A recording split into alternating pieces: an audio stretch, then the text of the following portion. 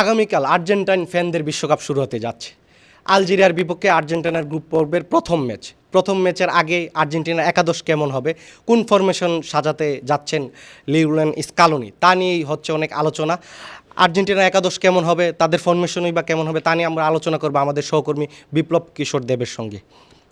বিপ্লব, আগামীকাল আর্জেন্টিনার প্রথম ম্যাচ আলজেরিয়ার বিপক্ষে, আপনার কি মনে হয় লিওনেল স্কালোনি তার কি সেই চিরচেনা ফরমেশনে আগামীকাল যাচ্ছেন?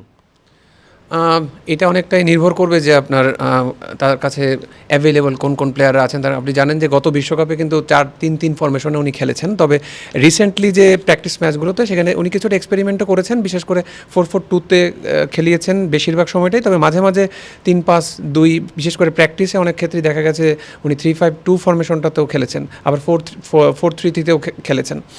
তবে বলা হচ্ছে যে উনি হয়তো শুরুটা করবেন 4-3-3 দিয়ে, তবে যখন অফ দ্য বল থাকবে, অর্থাৎ যখন ডিফেন্সে চলে আসবে, তখন হয়তো 4-4-2-তে চলে আসবে। অর্থাৎ অফ দ্য বল যখন নাকি ডিফেন্সিভ পজিশনে থাকবে, তখন মেসিকে ওপরে ফ্লোটিং রোলে রেখে দলটা হয়তো 4-4-2-তে চলে আসবে। বিশেষ করে আলমাদা লেফট সাইডে হয়তো নেমে আসবেন, নেমে মিডফিল্ডে হয়তো যুক্ত হবেন। আর্জেন্টাইন শিবিরে বিশ্বকাপ শুরুর আগে ইনজুরির সংখ্যা অনেকটাই বেড়ে গিয়েছিল, বিশেষ করে ক্লাব পর্যায়ে যখন শেষ ম্যাচ চলছিল তখন আমরা দেখেছি ক্রিশ্চিয়ান রোমেরো সহ লিসান্দ্রো মার্টিনেজ, তারপর এমিলিয়ানো মার্টিনেজ, অনেকেই ইনজুরির সংখ্যা ছিল। এমনকি বিশ্বকাপ শুরুর আগে এমিলিয়ানো মার্টিনেজকে নিয়ে অনেকটা সংখ্যা ছিল, কিন্তু সেই সংখ্যা কেটে গিয়েছে। এমিলিয়ানো মার্টিনেজকে আর্জেন্টাইন সমর্থকরা প্রথম ম্যাচ থেকেই দেখতে পাবেন। বিপ্লব, আপনার কি মনে হয় এমিলিয়ানো মার্টিনেজের সংখ্যা অনেকটা দূর হয়ে গিয়েছে? অনেকগুলো প্রতিবেদন থেকে আমরা জানতে পেরেছি ডিফেন্স লাইন আর্জেন্টাইন কেমন হতে যাচ্ছে? এটা আপনি ঠিক বলেছেন যে অনেকগুলো ইনজুরি সংখ্যা ছিল, তবে ভালো খবর হচ্ছে যে এখন পর্যন্ত একমাত্র তাগলিয়াফিকো ছাড়া এই মুহূর্তে কিন্তু সবাই ফিট হয়ে ফিরে আসছে। তো এটা একটা অবশ্যই সুখবর আর্জেন্টাইন ফ্যানদের জন্য এবং আর্জেন্টিনার জন্য। ডিফেন্স লাইনে মোটামুটি ক্রিশ্চিয়ান রোমেরোর সেন্টার ব্যাকে শুরু করাটা মোটামুটি শিওর যে উনি শুরু করছেন, যদিও টটেনহামের হয়ে সাম্প্রতিক যে সিজনটা তার খুব একটা ভালো যায়নি। আর তার পাশাপাশি যে লিসান্দ্রো মার্টিনেজ আছেন, ম্যানচেস্টার ইউনাইটেড হয়ে খেলেন, লিসান্দ্রো মার্টিনেজেরও শুরু করার মানে প্রথম একাদশে থাকার সম্ভাবনা আছে। হয় রোমেরোর সাথে হয় উনি থাকবেন, লিসান্দ্রো মার্টিনেজ থাকবেন, অথবা ওতামেন্দির থাকার সম্ভাবনা। তবে যেহেতু তাগলিয়াফিকো নেই, সেক্ষেত্রে কোচ স্কালোনি হয়তো মনে করতে পারেন যে ওতামেন্দির জায়গায় লিসান্দ্রো মার্টিনেজকে লেফট ব্যাক পজিশনে খেলিয়ে তাগলিয়াফিকোর জায়গায় লিসান্দ্রো মার্টিনেজকে খেলিয়ে ওতামেন্দির সাথে হয়তো ওতামেন্দি আর হচ্ছে গিয়ে রোমেরোকে সেন্টার ব্যাক পজিশনে শুরু করাবেন। আমরা একটা আলোচনা দেখতে পাচ্ছি যে মলিনা নাকি মন্টিয়েল, কার দিকে ঝুঁকবে স্কালোনি? আপনার কি রাইট ব্যাক পজিশনে মলিনা বা মন্টিয়েলের মধ্যে একজন আসবেন, সেক্ষেত্রে মন্টিয়েলের সম্ভাবনাটা একটু বেশি বলে মনে হচ্ছে। তবে আরেকটা কিছু আউটসাইড চান্স অনেকে হয়তো আলোচনায় আনছেন, অনেকে বলছেন যে 3-5-2-তে খেলবেন কিনা, সেক্ষেত্রে হয়তো আমরা দেখতে পারি যে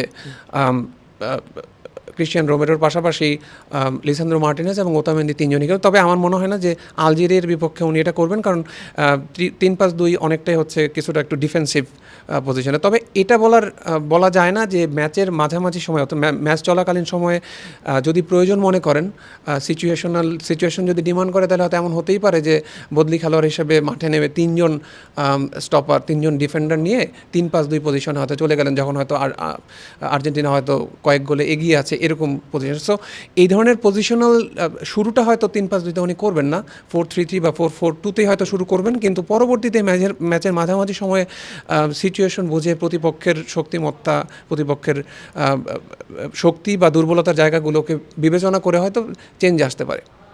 সংবাদ সম্মেলনে পূর্ববর্তী সংবাদ সম্মেলনে এসেছিলেন কোচ লিওনেল স্কালোনি। তিনি জানিয়েছেন তিনি আলজেরিয়ার যে প্রতিপক্ষ তাদের শক্তি এবং দুর্বলতা বিবেচনা করেই তিনি তার ফরমেশন এবং একাদশের প্লেয়ারগুলো সাজাতে চান। কিন্তু আর্জেন্টিনার মিডফিল্ড নিয়ে অনেক শঙ্কা আগে জেগেছিল, কিন্তু এখন আর শঙ্কা থাকছে না। আর্জেন্টিনার মিডফিল্ডে যথারীতি আমরা রদ্রিগো দি পল, ম্যাকঅ্যালিস্টার, এনজো ফার্নান্দেসকে দেখতে পাচ্ছি, কিন্তু 2022 বিশ্বকাপে যেই সুখস্মৃতি ছিল সেই আনহেল ডি মারিয়া, তিনি এখন আর্জেন্টিনা একাদশে নেই। অতীত বলা চলে, আর্জেন্টিনা অনেক দূরে এগিয়ে গিয়েছে, কিন্তু আনহেল ডি মারিয়ার জায়গায় মিডফিল্ডে কার উপর আস্থা রাখতে যাচ্ছেন? আমরা থিয়াগো আলমাদার নাম শুনতে যাচ্ছি, কিন্তু আগামীকাল একাদশে কে সুযোগ পাবে সেটি একটু বড় আলোচনা। বিপ্লব, আপনার কি মনে হয় আমরা মিডফিল্ডে ম্যাকঅ্যালিস্টার, এনজো ফার্নান্দেসদের তো নিশ্চিত জায়গা রয়েছে, এখন আপনি কি মনে হচ্ছে আলমাদাকে কি মিডফিল্ডে খেলাবে না তিনি অ্যাটাকিং রোলেই থাকবেন? আমার কাছে মনে হয় যেটা যেমনটা আপনি বললেন যে 4-3-3 ফরমেশনে যদি খেলেন তাহলে মিডফিল্ডে যে তিনজন সেক্ষেত্রে সেটা মোটামুটি ফিক্সড যে রড্রিগো ডি পল, এনজো আর হচ্ছে ম্যাকালিস্টার, এই তিনজনই থাকবেন। তবে আপফ্রন্টে যে 4-3-3 যে অ্যাটাকিং লাইনে হয়তো মেসির পাশাপাশি হয়তো হুলিয়ান আলভারেজও আসতে পারেন বা লতারো মার্টিনেজও থাকতে পারেন। তবে লেফট সাইডে লেফট উইংয়ে আমার কাছে মনে হয় যে থিয়াগো আলমাদার আসার সম্ভাবনাই বেশি, কারণ থিয়াগো আলমাদার যে সবচেয়ে বড় যে সুবিধাটা বিশেষ করে কোচ স্কালোনির জন্য, যে যখন নাকি অফ দ্য বল থাকে অর্থাৎ পজিশন থাকে না আর্জেন্টিনার কাছে, তখন কিন্তু থিয়াগো আলমাদা নিচে নেমে এসে অনেকটা 4-4-2 ফরমেশনে কনভার্ট করার ক্ষেত্রে যে ট্রানজিশনটা এটা খুব ইজিলি করা যায় যখন আলমাদা ফার্স্ট 11-এ থাকেন। দর্শক, আর্জেন্টিনার ফরওয়ার্ডদের মধ্যে নিশ্চিত লিওনেল মেসি তো থাকছেনই, লাউতারো মার্টিনেজ থাকছে, কিন্তু হুলিয়ান আলভারেজকে নিয়ে একটি সংখ্যা থেকে যাচ্ছে। দর্শক, আমরা আর্জেন্টাইন গণমাধ্যম এবং একাধিক প্রতিবেদনে দেখতে পাচ্ছি যে হুলিয়ান আলভারেজকে আজ শুরুর একাদশে স্কালোনি রাখবেন না। শেষ মুহূর্তে হয়তোবা তিনি বেঞ্চ থেকে আবার একাদশে যুক্ত হতে পারেন, তো এটা দ্বিতীয় অর্ধে আমরা দেখতে পারি। বিপ্লব, আপনার কি মনে হয় হুলিয়ান আলভারেজকে আমরা যে প্রতিবেদন দেখতে পাচ্ছি তাকে হয়তো শুরুর একাদশে রাখা হবে না, সেটা কি আর্জেন্টাইন সমর্থকদের জন্য কিছুটা সেটব্যাক কিনা, বা নতুন কম্বিনেশনে যদি 4-4-2-তে যায় তাহলে সেক্ষেত্রে লিওনেল মেসি এবং লাউতারো মার্টিনেজের উপর কি একটু খানিকটা বাড়তি চাপ কিনা?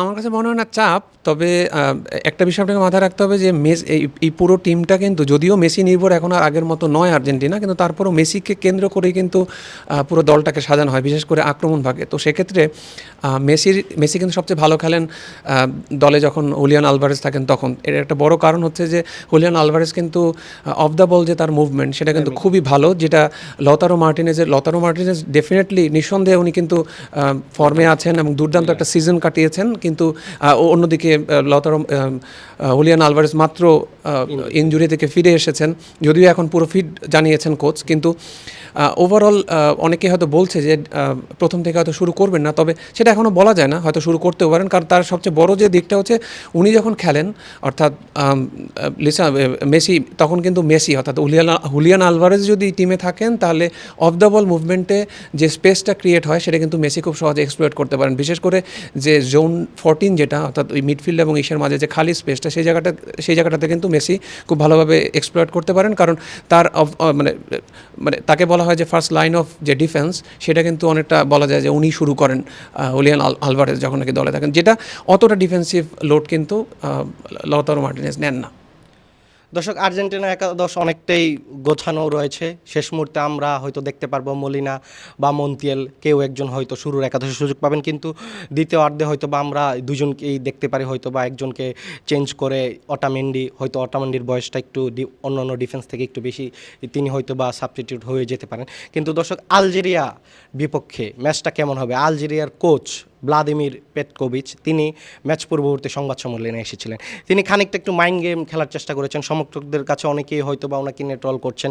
তিনি তার ম্যাচ পূর্ববর্তী প্রেস কনফারেন্সে জানিয়েছেন তিনি কোনো স্পেসিফিক খেলোয়াড়কে নিয়ে তিনি তার পরিকল্পনা সাজাতে চান না, তিনি তার নিজের খেলোয়াড়দের শক্তি এবং তার দলের শক্তিমত্তার উপরে নির্ভর করতে চান।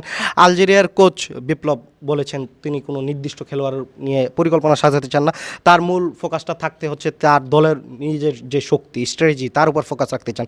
তিনি কি খানিকটা লিওনেল মেসির মতো একটি বড় নাম, সেই নামের প্রতি তিনি কি একটা মাইন্ড গেম খেললেন, না ম্যাচের আগে একটু প্রতিপক্ষকে ভরকে দেওয়ার চেষ্টা, কোনটা?